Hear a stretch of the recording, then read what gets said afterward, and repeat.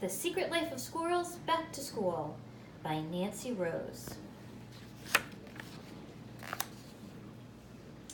Most squirrels spend the last days of summer preparing for the cold. Not Mr. Peanuts and Rosie. They have a bigger job to do. School starts tomorrow and Rosie needs to get her classroom ready. She's very excited and also a little nervous. Mr. Peanuts chirps, "Let's go back to school shopping, Rosie." "Good idea, Mr. Peanuts." They head to the store. Rosie fills her cart with notebooks and paper, paints and crayons. "I love buying school supplies," she tells Mr. Peanuts. "It's just as much fun as gathering nuts." There is so much to do before Rosie's students arrive. First, Mr. Peanuts helps her unpack all the books. He knows every classroom needs a great library.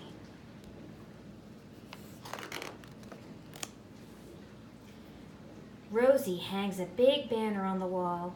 She wants all her students to feel welcome. Then she posts the class rules on the bulletin board. Rosie knows that these will help everyone start the year off on the right paw. Her favorite rule is, listen while others are speaking. Can you imagine if all those little squirrels chattered at the same time? Mr. Peanuts is outside helping clean the field when he spots some sports equipment. "These look like fun," he exclaimed. Mr. Peanuts quite likes to play basketball. "Yes, the students will really enjoy recess and gym class with these," says Mr. Chipper, the gym teacher. "Thank you for helping me with them."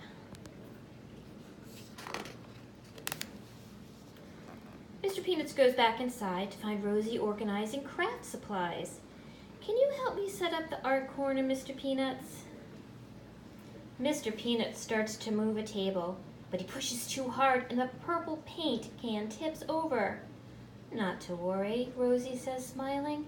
"Accidents happen." Rosie is a very kind teacher. She always makes sure there are lots of paper towels.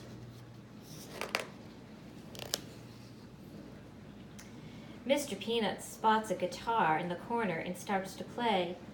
"You should join my class for a sing-along one day," says Rosie. "It would be such a treat." "I'd be happy to," says Mr. Peanuts. He is a really talented musician. Rosie is too. She plays the xylophone beautifully. She likes to teach "I Had a Little Nut Tree" to the young squirrels.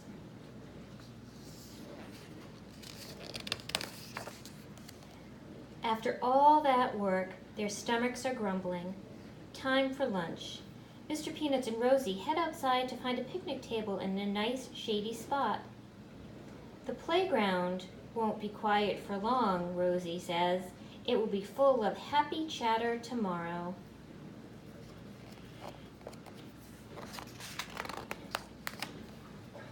After lunch, Mr. Peanuts says, "I'm going to drive the bus route, so I'd better practice." He makes double sure he knows where all the new students live. "Wait, Mr. Peanuts, that's not how you steer the bus. Is that how you watch for traffic?"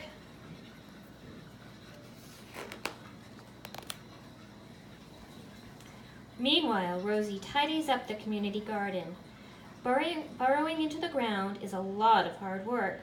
What seeds should she buy for the students to plant this year?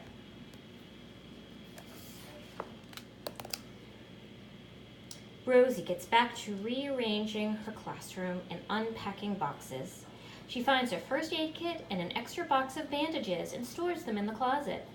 These will come in handy if someone gets their tail in a knot, she thinks.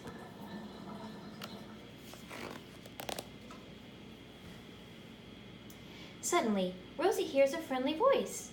She peeks into the classroom across the hall and sees Miss Chattery at her desk. Rosie stops in to say hello. Then, Rosie goes to the big hall to make sure everything is ready for the welcome address. She has a great speech prepared. "Testing, testing. Is this thing on?" she says into the microphone. Mr. Peanuts gives her a thumbs up from the back. In her classroom, Rosie finishes her lesson plan. We will start the day reading the Nutshell Library, she thinks. They are some of her favorite books. Rosie wants the first day of school to be just perfect. She checks her list. All done. Tomorrow will be the best first day ever, Rosie thinks. And it will be.